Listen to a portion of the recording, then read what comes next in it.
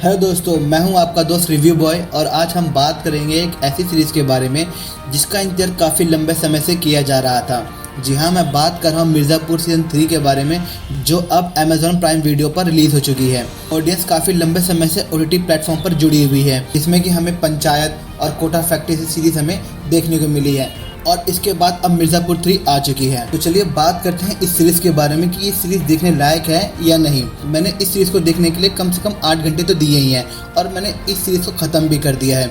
Series देखते देखते मुझे ये समझ में आता है कि मिर्ज़ापुर 1 और मिर्ज़ापुर 2 काफ़ी बढ़िया थे इसके कंपैरिजन में। अब मैंने मिर्ज़ापुर 3 जो देखा है, मुझे बस ये लगता है कि इसके अंदर विलन कौन है, हीरो कौन है, कौन किसका भाई है, कौन किसका दोस्त है, कुछ समझ में नहीं आता। सब अपने मन की मर्जी के अंदर करते हुए दिखाई देते हैं और हमें पता है कि मिर्ज़ापुर इसी के लिए जाना जाता है।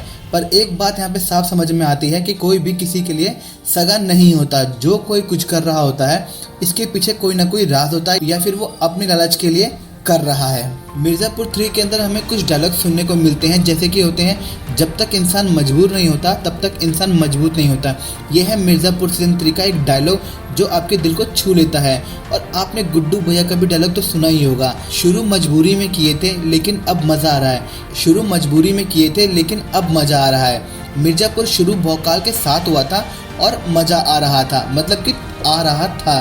पहले सीज़न में काफ़ी मज़ा आया, दूसरे में थोड़ा कम और तीसरे में तो ख़त्म सा ही कर दिया है। भौकाल भले ही कायम है, लेकिन इस बार मामला पहले 2 सीज़न के मुकाबले बहुत ही बेकार है। लेकिन तब भी मिर्ज़ापुर के फ़ैन इसे देखने से पीछे नहीं हट रहे हैं। अब जान लेते हैं कि मिर्ज़ापुर 3 में हमें कितने एपिसोड देखने को मिलेंगे। इसके अंदर आपको 10 एपिसोड देखने को मिलेंगे।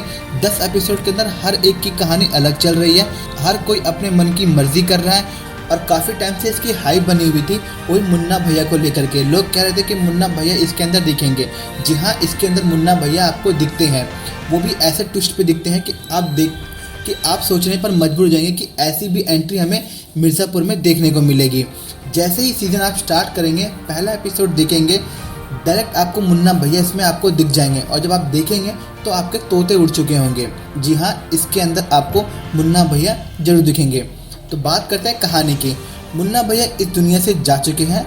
आ गया ना सबसे बड़ा ट्विस्ट, मुन्ना भैया इसके अंदर आपको दिखने वाले हैं, वो भी उनकी बॉडी दिखती है। कालीन भैया कोमा में है और गुड्डू भैया मिर्ज़ापुर की गद्दी पे जाके बैठ गए हैं। लेकिन पूर्वांचल का बाहुबली कौन है, इस पर लड़ाई अभी भी जारी है। शरद शुक्ला को भी पूर्वांचल की गद्दी चाहिए और शत्रुघ्न को भी चाहिए। इस बीच राजनीति का अलग अलग खेल चल रहा होता है। पंडित जी और SSP की मौत का केस चल रहा होता है, तो वहीं डिम्पी और रॉबिन की लव स्टोरी बहुत आगे बढ़ चुकी है। लेकिन गद्दी पर कौन बैठा है, कालीन भैया बैठेंगे या फिर गुड्डू भैया। अब सबसे बड़ी बात यह है कि मिर्ज़ापुर 3 का सीज़न आपको ये देखना पड़ेगा। कहानी पिछले सीज़न के अंत से शुरू हो जाती है। ऐसे में दर्शक को पता होता है कि जो बाहुबलियों का बल, छल, कपट और जो सत्ता की कहानी है वो यहाँ से शुरू होती है। गुड्डू पंडित मुन्ना त्रिपाठी को मार चुके होते हैं, तो वहीं कालीन भैया को रास्ते से हटाकर मिर्ज़ापुर की गद्दी पर तो बैठ ही गए हैं। मगर इस बात से वो अनजान रहता है कि शरद शुक्ला घायल कालीन भैया को अपने साथ जाता है और छुपाकर उनका इलाज करवाता है। मिर्ज़ापुर की गद्दी पर गुड्डू पंडित बैठ तो जाता है, पर उनके जो रास्ते काटा है वो अभी हटा नहीं है, जो कि है शरद शुक्ला। उसी की तरह पश्चिम का भी बाहुबली गुड्डू को अपना सरताज मानने से इनकार कर देता है। पहले से बहुत ज़्यादा खतरनाक बन चुकी है गोलू। अब वो किसी की सुनती नहीं है, सीधा बंदूक से बात करती है। अब वो गुड्डू पंडित का राइट हैंड बन चुकी है। वो जहाँ जहाँ जाता है उस साथ साथ उसके जाती है। गुड्डू को रास्ते से हटाने के लिए शरद राज्य के मुख्यमंत्री और मुन्ना की पत्नी माधुरी यादव से अपना षड्यंत्र रचता है। खेल ऐसा खेलता है कि गुड्डू पंडित को साइड कर सके। भय मुक्त प्रदेश के मुहिम के साथ माधुरी अपना बदला लेने के लिए बाहुबलियों को ही बाहुबलियों के खिलाफ लड़वा देती है। दूसरी तरफ बीना, जो अपने पुराने जख्मों को नहीं भूली है, वो अपने बच्चे की देखभाल बहुत अच्छे से करती है। तो वहीं पर गुड्डू का जो पिता है रमाकांत पंडित, वो SSP मौर्य को मारने के अपराध में जेल जा चुका होता है। तो वहीं पर उनकी पत्नी गुड्डू के साथ रहने से इनकार कर देती है और साथ में उसकी बहन भी मना कर देती है। वहीं सिवान में भरत त्यागी ने अपने भाई को मार करके उसकी ही पहचान चुरा ली है, जबकि सब जानते हैं कि उसके छोटे भाई की मौत हो चुकी है। मगर सबसे बड़ा सवाल यहाँ पर ये उठता है कि जिस तरह से कालीन भैया घायल हुए थे, अब वापस आ पाते हैं या नहीं। सीरीज में आपको ये भी देखने को मिलता है कि कालीन भैया आपको यहाँ पे दिखाई देते हैं, वो भी एक ऐसी जगह पे जहाँ पे उनका इलाज चल रहा होता है, मगर शर्त ये होती है कि वो वापस लौटते हैं या नहीं। अब शरद को मिर्ज़ापुर की गद्दी मिलती है या नहीं। अब आगे क्या होगा, गुड्डू पंडित जेल जाते हैं या उनकी मौत होगी। जैसे जैसे सीरीज आगे बढ़ती है हमें इसके अंदर कालीन भैया, गुड्डू पंडित, शरद शुक्ला ये सब आपस में भिड़ते हुए दिखते हैं। मिर्ज़ापुर 2 जिन सस्पेंस के साथ खत्म हुआ था वो सब इस बार खोले गए हैं इसके अंदर। इस सीरीज का जो क्रेज दर्शकों के बीच था अब वो और बढ़ चुका है।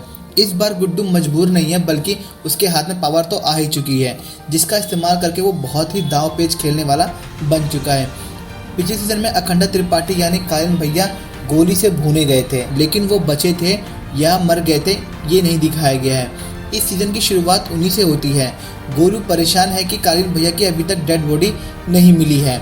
जो भी हो, हर कोई जानना चाहता है कि पूर्वांचल की पावर थी तो उन्हीं के हाथ में।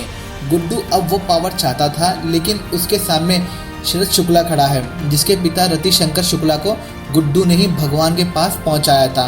अब वो गुड्डू से बदला लेने के लिए तैयार बैठा है। दूसरी तरफ बीना अपने बच्चों को मिर्ज़ापुर की गंदी राजनीति से दूर रख रही है और उनका साथ खुद गुड्डू दे रहा है। मुन्नू भैया की विधवा माधुरी यादव मुख्यमंत्री पद को संभालते हुए हमें दिखाई देती है और वो लखनऊ को गुंडागर्दी से मुक्त कराना चाहती है। पिछले 2 सीजन में गुंडागर्दी से भर भर कर खून खराबा दिखाया गया था, लेकिन इस बार मेकर से समझदारी से काम लिया है। इस बार बौखाल कम है और कहानी पे ज़्यादा काम किया गया है। अली फजल के किरदार गुड्डू पंडित को इस बार ताकत कम और दिमाग ज़्यादा लगाते हुए दिखाया गया है। जिन लोगों ने सिर्फ मारधार और गुंडागर्दी पसंद है उन्हें ये सीज़न शायद कम पसंद आए, लेकिन अंत में एक फाइट सीन दिखाया गया है जो धुआंधार और पूरे सीज़न की मारधाड़ी कमी को पूरा कर देता है।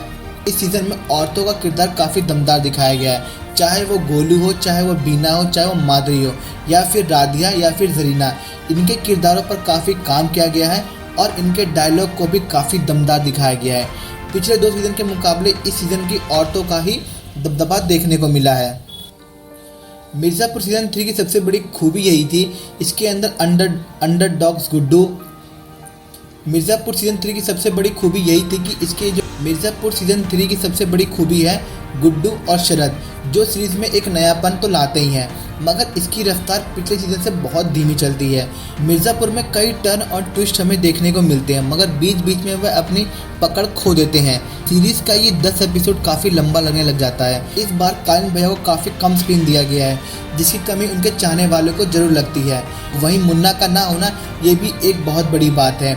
इस सीरीज़ में हमें काफ़ी कुछ action scene, courtroom drama, Nepal में गुड्डू का जलवा, सिवान में हमला, गुड्डू और शरद की जो भिड़ंत है, ये सब सीक्वेंस दिलचस्प बना देते हैं इस सीरीज़ को। क्लाइमैक्स के वो 10 मिनट दर्शकों को चौंकाने के लिए काफ़ी है। अगर आप मिर्ज़ापुर के डाई हार्ड फैन हैं, ये सीज़न बिल्कुल मिस मत करना। अगर आपको ये रिव्यू पसंद आया हो तो लाइक कीजिए, शेयर कीजिए और हमारे चैनल को सब्सक्राइब करना ना भूलें। कमेंट करके बताना कि आपको ये सीज़न कैसा लगा, और हाँ, बेल आइकन दबाना ना भूलें ताकि आपको मिलती रहे हमारी लेटेस्ट रिव्यूज़ की नोटिफिकेशन। मिलते हैं अगले रिव्यू में, तब तक के लिए जय हिंद।